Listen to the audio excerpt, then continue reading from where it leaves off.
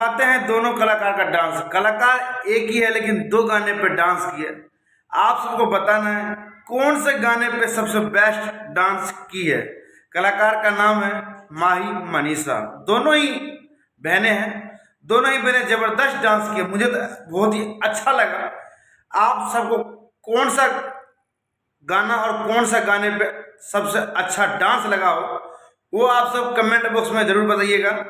देखिए ये पहला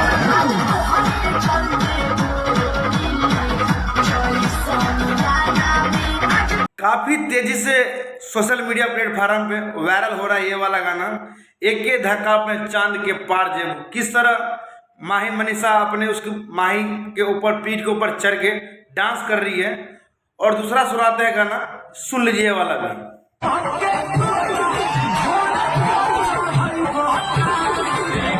समियाना में चली तोहरे चलते गोली समियाना में चली।